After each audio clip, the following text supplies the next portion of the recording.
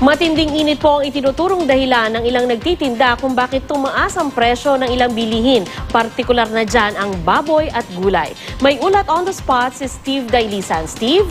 Sandang matinding init niya, nirereklamo ng ilang supplier ng baboy sa Mega Q-Mart at sa Kamuning Market sa Quezon City. Ito yung dahilan kung bakit pumalo na sa 195 pesos ang kada kilo ng karneng baboy. Yung iba mga suki ng sinigang at pork chop, pahanap na lang daw ng paraan para hindi magkulang yung kanilang budget.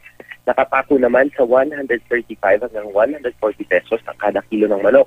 Good news din para dun sa mga nais mag-eat steak o nilagang baka ngayong linggo dahil 260 pesos pa rin ang kilo nito. Kung diet conscious naman, stable rin ang presyohan ng mga isda.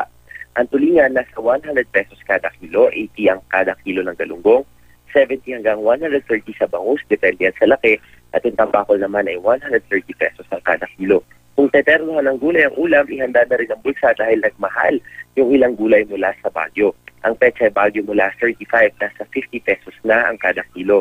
Ang cauliflower naman mula 80 hanggang nasa 120 pesos na.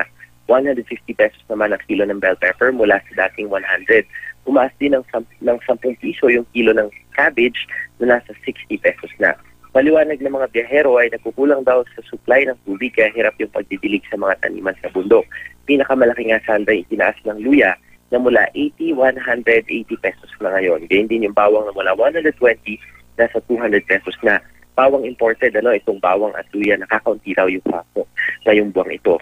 Good news naman dun sa mga mahilig sa mga pampapreskong prutas, lalo't bumaba ang presyo nito. Yung pongkan at apple ay 12 pesos yung kada piraso, 50 pesos naman yung kada piraso ng melon, habang nasa 120 pesos yung kada piraso ng pakwal. Sandra. Maraming salamat sa iyo, Steve Dailisan.